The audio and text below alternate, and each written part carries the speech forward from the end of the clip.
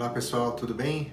Hoje vamos para o episódio de número 9 da nossa série em Hebreus, que nós estamos chamando de Messiah. E eu quero convidar você para uma leitura comigo, e ela está na Epístola aos Hebreus, no capítulo de número 9. Ela começa no capítulo de número 9 e nós vamos passar pelos capítulos 9 e 10 nessa reflexão de hoje, porque a ideia deles ela é bem unida, então vale a pena a gente estudar os dois juntos. A gente está no capítulo de número 9 e a gente vai ler os versículos do 11 ao 15. Diz assim o texto: Quando Cristo veio como sumo sacerdote dos benefícios agora presentes, ele adentrou o maior e mais perfeito tabernáculo, não feito pelo homem, isto é, não pertencente a esta criação. Não por meio de sangue de bodes e novilhos, mas pelo seu próprio sangue ele entrou no lugar santíssimo de uma vez por todas e obteve eterna redenção. Ora, se o sangue de bodes e touros e as cinzas de uma novilha espalhadas sobre os que estão cerimonialmente impuros os santificam, de forma que se tornam exteriormente puros, quanto mais o sangue de Cristo, que pelo Espírito Eterno se ofereceu de forma imaculada a Deus, purificará a nossa consciência de atos que levam à morte, para que sirvamos ao Deus vivo. Por essa razão, Cristo é o mediador de uma nova aliança, para que os que são chamados recebam a promessa da herança eterna, visto que ele morreu como resgate pelas transgressões cometidas sobre a primeira aliança. E aí depois a gente vai para o capítulo de número 10, o versículo de 22 para frente diz: Assim, aproximemo-nos de Deus com um coração sincero e com plena convicção de fé, tendo os corações aspergidos para nos purificar de uma consciência culpada e os nossos corpos lavados com água pura. Apeguemo-nos com firmeza à esperança que professamos, pois aquele que prometeu é fiel. E consideremos uns aos outros para nos incentivarmos ao amor e às boas obras. Não deixemos de reunir-nos como igreja, segundo o costume de alguns, mas procuremos encorajar-nos uns aos outros, ainda mais quando vocês veem que se aproxima o dia. Então aqui nesses textos a gente vê mais uma vez uma comparação entre o sacerdócio humano e o sacerdócio desenvolvido por Jesus, que a gente vai chamar aqui de sacerdócio divino. Essa ideia já vem sendo desenvolvida há alguns capítulos na Epístola de Hebreus, fazendo sempre essas comparações entre o papel de Jesus enquanto sacerdote e o papel dos sacerdotes humanos. O quão falho era o sacerdócio do ser humano, que se baseava na lei dada a Moisés por Deus, e o que o sacerdócio de Jesus tem de diferente e como ele supera o sacerdócio anterior no que o texto vai chamar de uma nova aliança. Então aqui no capítulo 9 a gente já começa vendo um assunto muito importante com relação a essa mudança que o sacerdócio de Jesus oferece para o povo de Deus e para a sua igreja. É o fato de que antes desse sacerdócio ser definitivo, o povo não tinha acesso a Deus. O sacerdócio humano é considerado falho porque a única interação que existia entre o homem e Deus se dava através da mediação do sacerdote humano. E o texto, a Bíblia deixa claro que os sacerdotes humanos, eles utilizavam o templo, tinham acesso aos pátios do templo e usavam aquilo com muita frequência para fazer os seus rituais e os seus serviços religiosos, mas que o sumo sacerdote só podia acessar o lugar santíssimo, ou o santo dos santos, dependendo da versão da Bíblia que você tem aí, uma vez por ano. E quando ele fazia isso para purificar o povo dos seus pecados para aquele período de tempo. Então o texto deixa claro que o ser humano não tinha acesso direto a Deus, ele precisava dessa mediação que era justamente o sacerdote humano. E aí a comparação que o texto faz é como Jesus se apresenta como um sumo sacerdote de outra natureza, de outra ordem, a gente já falou disso nos episódios anteriores, e como o sacrifício de Jesus abre esse caminho para uma relação direta com Deus. Então, através de Jesus, não existe mais o impedimento ou a separação entre homem e Deus. Jesus é o Deus que se fez homem, Emanuel, Deus conosco. Ele rompe essa distância, ele acaba com essa distância e ele se coloca então como nosso intercessor diante de Deus. E a única mediação que temos entre Deus e nós é o próprio Jesus, que acabou com essa distância, rasgou o véu e a gente tem livre acesso a Deus a partir disso. A gente viu no fim do capítulo de número 8 uma referência direta ao capítulo 31 do profeta Jeremias, que é uma profecia de Deus com relação a essa nova aliança que surge entre Deus e o seu povo. Essa aliança é consumada na pessoa de Jesus, especificamente no sacrifício de Jesus, e o texto deixa claro que é o sangue de Jesus que sela essa nova aliança de Deus com o seu povo. O capítulo 31 do livro do profeta Jeremias diz que essa nova relação de Deus com o povo iria mudar algumas coisas. O povo teria a lei gravada no seu coração, todos conheceriam o Senhor e os pecados seriam perdoados. Acho que a maior característica que a gente pode destacar dessa nova aliança feita de Deus com o seu povo, feita através de Jesus, é justamente essa questão da purificação dos nossos pecados, do perdão dos nossos pecados. O profeta Jeremias dizendo que os nossos pecados são perdoados, são esquecidos, as nossas faltas não são registradas, Deus não se lembra disso. E essa nova aliança oferece para todos e todas nós perdão das nossas culpas, das nossas faltas, dos nossos pecados. Essa é uma maneira diferente do povo se relacionar com Deus, considerando que a gente está falando aqui de um povo, do povo original que recebeu, que era o alvo, o destinatário desse texto aqui. Para esse povo, a ideia de um perdão permanente dos pecados não era comum, ela não era nem possível, porque o povo só conhecia uma maneira de cultuar e de se relacionar com Deus, que era através dos sacrifícios de animais feitos pelo sumo sacerdote uma vez no ano. E, inclusive, se você é uma dessas pessoas que tem mais tempo de igreja, que já foi em alguma classe de estudo bíblico na sua vida, você certamente já ouviu algum professor, algum monitor de EBD falando que o sangue de Jesus nos lava dos nossos pecados, nos purifica dos nossos pecados. Essa leitura mais clássica desse texto vem justamente aqui do texto de Hebreus. Um trecho que eu quero destacar aqui no capítulo de número 9, que vai nos jogar lá para frente no capítulo de número 10, é um momento que diz que a partir do sacrifício de Jesus, alguma coisa muda na nossa consciência. E isso está aqui no versículo de número 14. Ele começa dizendo no 13 que se o sangue dos animais tornava puros as pessoas que eram consideradas impuras, quanto mais o sangue de Jesus, pelo que o Espírito Eterno se ofereceu de forma imaculada a Deus, purificará a nossa consciência de atos que levam à morte. Eu gosto muito dessa fala porque ela me remete a um dos pilares do Evangelho, que é a vida.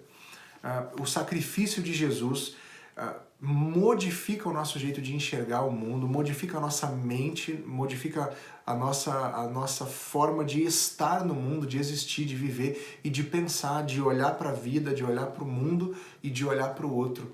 E essa relação nova com Deus, essa nova dinâmica de relacionamento com Jesus, muda inclusive a nossa consciência ao ponto da gente abandonar todas as práticas que levam à morte.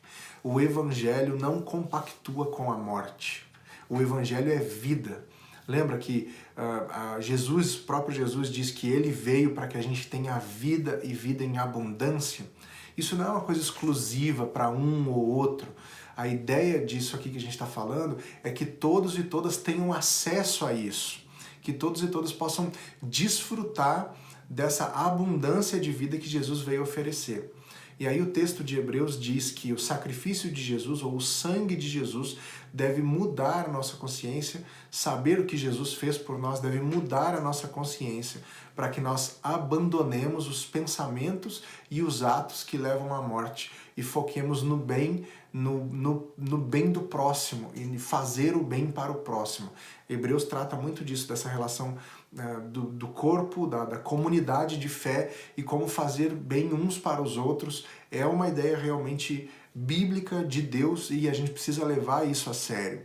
O sacrifício de Jesus muda a nossa consciência, deveria mudar a nossa consciência, a nossa mentalidade, o nosso jeito de estar no mundo, de forma que a gente abandone os mecanismos de morte. A gente não pode compactuar com a morte, nem nada que gere a morte e gere o mal do outro.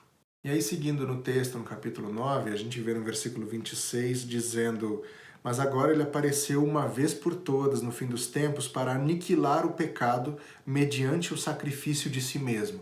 Mais uma vez a gente vê a ideia de que o sacrifício de Jesus serviu para acabar com o pecado. O pecado não tem mais poder sobre nós por causa do sacrifício de Jesus. E Jesus se ofereceu como sacrifício.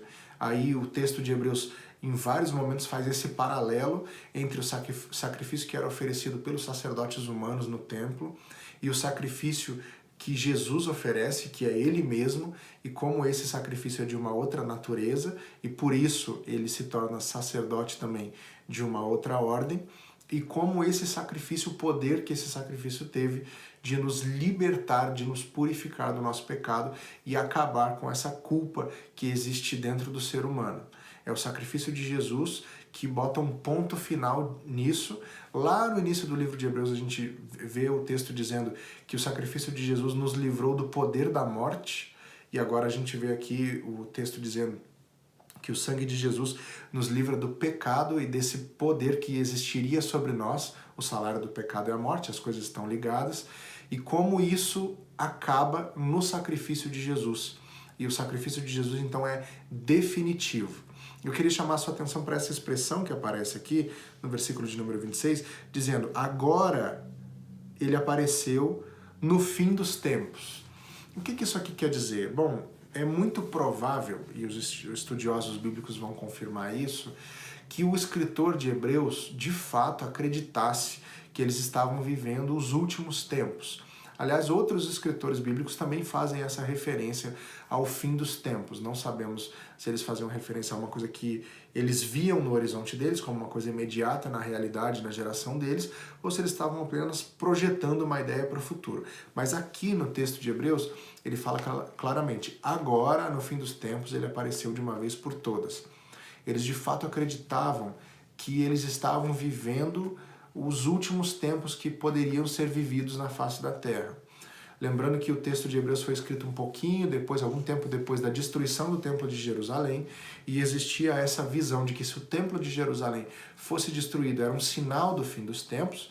Então, fazendo essa ligação, essa conexão entre todas essas ideias, o autor aos Hebreus diz que agora ele apareceu e fez um sacrifício de uma vez por todas agora, no final dos tempos. E, aliás, esse negócio de final dos tempos gera curiosidade em muita gente, né? Muitas perguntas surgem sobre isso. A gente está vivendo os últimos tempos, será que sim, será que não? Eu não sei responder, acho que ninguém consegue responder isso com clareza, mas o que a gente pode dizer é o seguinte: todas as gerações que já viveram até hoje na história da humanidade acreditaram que elas poderiam ser a última geração. Então, sim, pode ser que a gente seja, pode ser que a gente não seja, mas a gente precisa ter cuidado com esses pensamentos para a gente também não pirar. O que interessa aqui, e o texto deixa isso muito claro, é que a gente tem motivos para ter esperança e depositar a nossa confiança no Senhor, sabendo que tudo isso que Ele fez gera para nós a esperança de um descanso eterno na presença dEle. Essa ideia que começa no capítulo 9 e ela vai acabar só aqui no finzinho do capítulo de número 10, é justamente essa comparação entre o sacerdócio humano, o que faziam os sacerdotes enquanto faziam seus sacrifícios, fala muito de sangue, o sangue dos animais, o sangue de Jesus. É bem uma comparação ao pé da letra mesmo, uma coisa literária, tá no estilo de escrita essa comparação entre o sacerdócio humano e o sacerdócio de Jesus. O ponto central desses dois capítulos, se a gente for fazer um apanhado das ideias que eles apresentam aqui, é notar que realmente o autor está afirmando que é Jesus que afirma e que confirma essa nova aliança de Deus com o homem. Essa nova aliança é selada com o sangue de Jesus. Esse é o símbolo do pacto final de Deus com a humanidade. O texto deixa claro que é um sacrifício definitivo, de uma vez por todas, e nada é exigido a partir daquilo. E eu quero que isso fique bem claro para você: nenhum sacrifício mais é necessário, porque todo o sacrifício que precisava ser feito já foi feito por Jesus Cristo. E aí às vezes a gente vê algumas pessoas falando de fazer sacrifícios pela fé, a gente não precisa fazer isso. O sacrifício já foi feito. A gente precisa confiar em Deus, a gente precisa depositar a nossa confiança e a nossa esperança em Deus, porque o sacrifício definitivo já foi feito. E o texto de Hebreus deixa isso muito claro, especialmente esse trecho que a gente está lendo aqui, dos capítulos 9 e 10. E aí falando em sacrifício, aqui no capítulo de número 10, nos versículos de 5 a 7, a gente vê palavras do próprio Jesus e ele diz o seguinte: por isso, quando Cristo veio ao mundo, disse: sacrifício e oferta não quiseste, mas um corpo me preparaste. De holocaustos e ofertas pelo pecado não te agradaste. Então eu disse: aqui estou, no livro está escrito a meu respeito, vim para fazer a tua vontade, ó Deus. E isso é uma referência ao Salmo de número 40. Jesus citando o Salmo de número 40, falando sobre essa questão de ser o sacrifício. O texto diz: de sacrifícios e ofertas não te agradaste, Deus. E isso é uma observação sobre o modo antigo de experimentar Deus, de se relacionar com Deus através dessa mediação dos sacerdotes. Os sacerdotes faziam isso, faziam esse sacrifício dos animais, ofereciam os animais no altar, no templo. Tinha toda uma ritualística em volta disso, todos os procedimentos, os instrumentos que deviam ser usados para cada animal, a quantidade de cada animal, a idade de cada animal. Tinha uma série de regras que precisavam ser seguidas. E o texto diz que o Senhor não se agradava disso. Então a gente vê aqui que não era o sacrifício pelo sacrifício. Deus não estava se agradando disso. O próprio Jesus cita esse texto. O texto diz que sacrifícios, ofertas, sangue, Deus não queria mais saber disso. O que Deus queria era a obediência. E aí Jesus, citando o Salmo 40, diz: o Senhor me preparou um corpo e eu estou aqui para fazer a sua vontade. O que interessava a Deus mesmo e o que interessa a Deus não é sacrifício, não é sangue de animais, não é essa ritualística toda. É obediência. Lá no capítulo 20, 21 de Atos, a gente vê a história de Paulo indo para Jerusalém, e Paulo dá uma palavra muito bonita sobre obediência. Ele diz que ele não se importa com o que aconteça com ele, desde que ele esteja fazendo a vontade de Deus. Jesus faz uma referência aqui a isso também, citando o Salmo 40, dizendo que o que interessa para ele é cumprir a vontade de Deus, obedecer a vontade de Deus, obedecer a Deus. Então Deus não espera de nós sacrifícios, ele espera a obediência.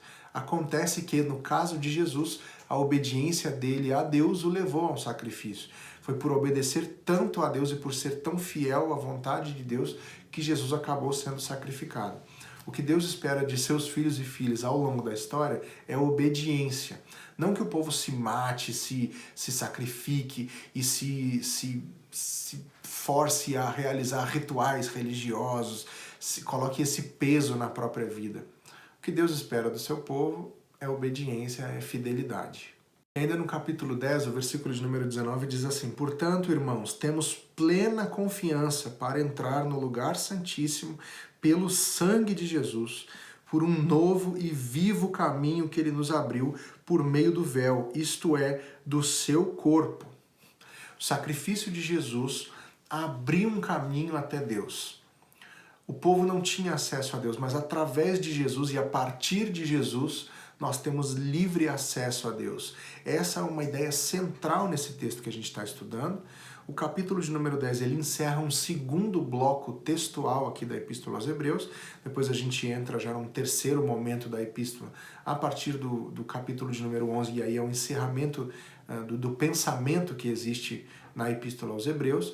E aqui a gente vê esse encerramento do segundo bloco, apontando para essa ideia de que a gente pode ter confiança de entrar no Santo dos Santos, ou seja, o lugar da presença de Deus, o lugar em que Deus se faz presente e real o tempo todo, agora nos é acessível, porque Jesus rompeu o véu, acabou com a separação que existia entre nós e Deus. E ele conclui dizendo assim: assim, aproximemo-nos de Deus com um coração sincero, com plena convicção de fé. Apeguemo-nos com firmeza à esperança que professamos, pois aquele que prometeu é fiel. Hebreus deixa claro que a gente pode e deve ter esperança, depositar nossa esperança em Deus, porque Ele é fiel. Aquilo que Ele falou vai acontecer, aquilo que Ele falou se cumpre e a gente pode confiar nisso. Lá no capítulo 6 a gente viu esse versículo bonito que diz: temos essa esperança como âncora da alma. Essa é uma ideia linda, a gente pode colocar a nossa esperança no Senhor, sabendo que isso vai nos deixar firmes, vai nos deixar no lugar, sólidos, plantados no próprio Deus. E aí ele segue falando uma ideia de comunidade, e isso também existe ao longo de todo o texto de Hebreus, a ideia de que o povo de Deus caminha junto, como comunidade, como corpo. E aí no versículo 24 ele diz: consideremos uns aos outros para nos incentivarmos ao amor e às boas obras, não deixemos de reunirmos como igreja, segundo o costume de alguns, mas procuremos encorajar-nos uns aos outros. Ainda mais quando vocês veem que se aproxima o dia. Aqui a gente vê essa ideia do fim dos tempos aparecendo de novo. O autor aos Hebreus aqui, ele diz que é muito importante que o povo se ajude, a comunidade se apoie, que um dê força ao outro, e essa ideia do uns aos outros é muito presente no Novo Testamento. Existem mais de 100 repetições dessa expressão uns aos outros no Novo Testamento.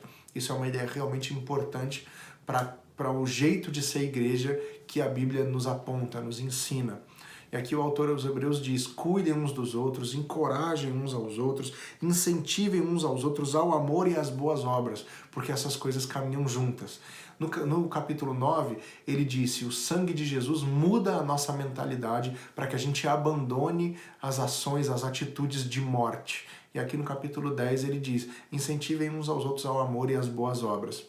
É papel daquele que segue Jesus incentivar o outro ao bem. Fazer o bem e incentivar o outro ao bem e ao amor. Não é papel daquele que segue Jesus incentivar a morte. Não é papel daquele que segue Jesus incentivar discursos e práticas que levem para a morte e para o mal. Aqueles e aquelas que seguem Jesus devem incentivar o bem, porque é isso que Jesus pede de nós, é isso que ele espera de nós, do seu povo, dos seus seguidores. E vocês serão conhecidos pelo amor. Isso a gente vê lá no Evangelho de João. Aqui nesse texto, ele diz: incentivem uns aos outros ao amor e às boas obras. E aí ele arremata esse pensamento dizendo: e não deixem de se reunir como igreja. É lógico que ele não está falando de um espaço físico. E dá para fazer um paralelo bem mais ou menos aqui com relação ao tempo que eles viviam e o tempo que a gente está vivendo. O tempo que eles viviam, o templo tinha sido destruído, eles não tinham mais esse lugar em que eles podiam se reunir como igreja mesmo, e a gente não está podendo se reunir, porque afinal de contas as igrejas estão fechadas por causa dessa pandemia. Isso não quer dizer que a igreja acabou, parou de funcionar, muito pelo contrário. A igreja de Jesus segue viva e atuante, porque o reunir-se como igreja não tem a ver com o espaço físico. Lembra que o templo foi derrubado, o sacerdócio de Jesus é um sacerdócio de outra natureza e o templo não tem mais razão de ser. A gente não precisa do templo para a experiência com Deus, nem para a experiência com os nossos irmãos e irmãs. A relação é que é essa questão de ser igreja. Não deixem de se reunir como igreja, não deixem de estar juntos. O versículo deixa claro isso. Procuremos encorajar-nos uns aos outros. Se não há uns aos outros, não há igreja. A partir do momento que não há uns aos outros, não existe mais igreja. Você pode se reunir no mesmo espaço físico, cantar as mesmas músicas de louvor, ouvir uma pregação, mas se não há o encorajamento, se não há o amor, se não há o bem para o próximo, não há igreja. Por isso a recomendação de Hebreus: não deixem de se reunir como igreja, como alguns fazem. Alguns optam pelo caminho solitário, alguns optam pelo afastamento total da fé, alguns optam pelo mal e pela morte. Não sejam como eles, não optem por isso. Optem pelo encorajamento uns aos outros. Isso é ser igreja. E encerrando essa ideia, no versículo de número 35, a gente vê o autor aos Hebreus dizendo: por isso, não abram mão da confiança que vocês têm. Ela será ricamente recompensada. Por tudo isso que Jesus fez por nós, por tudo isso que a gente viu até agora, pelo sacrifício de Jesus, pelo seu sangue que sela uma nova aliança, nós podemos ter esperança e confiar em Deus. E essa confiança em Deus será recompensada. A ideia do texto de Hebreus, que nos leva a pensar no povo de Deus como um povo em jornada, nos encaminha para a seguinte conclusão: em algum momento essa jornada chegará ao fim. E o fim dessa jornada é o próprio Deus, a presença eterna do próprio Deus. Esse texto que a gente está lendo, ele faz paralelos importantes entre o tabernáculo ou o templo que existe fisicamente e o templo celestial, que é o perfeito, que é o real. Então existe esse lugar de descanso eterno, que a gente se habituou na tradição da igreja a chamar de céu. Existe esse lugar e a gente pode ter confiança de que ele está preparado para nós. A gente pode ter confiança de que a gente vai chegar lá, porque a gente é um povo em jornada, um povo que confia em Deus, um povo que tem esperança da sua salvação, esperança do seu descanso eterno na presença de Deus. Essa é uma palavra de ânimo para mim e para você. Semana passada eu falei isso, encerrando o outro episódio, e volto a falar. Essa é uma palavra de esperança para nós, especialmente no tempo difícil em que nós vivemos. Existe um lugar de descanso para nós. A Heloísa Rosa canta uma música que diz isso. Esse lugar é no Senhor. Existe um lugar de esperança, de descanso, que a gente pode ficar tranquilo, sabendo que a gente está em boas mãos. E esse lugar é no Senhor. A nova aliança que Jesus oferece para nós nos oferece um novo jeito de nos relacionarmos com Deus, uma nova visão de mundo e o perdão dos nossos pecados. Essa é a base da nossa relação com Deus. Saber que temos livre acesso a Ele, que Ele já nos perdoou das nossas falhas e que não lembra dos nossos pecados e que Ele se faz presente em todo o tempo na nossa vida. Eu espero que isso seja uma palavra de ânimo, de incentivo, de encorajamento para o seu coração. E a minha oração para mim e para você é que Deus continue se mostrando real para nós e que nós possamos de fato nos aproximar dele com convicção e com um coração sincero. Deus te abençoe.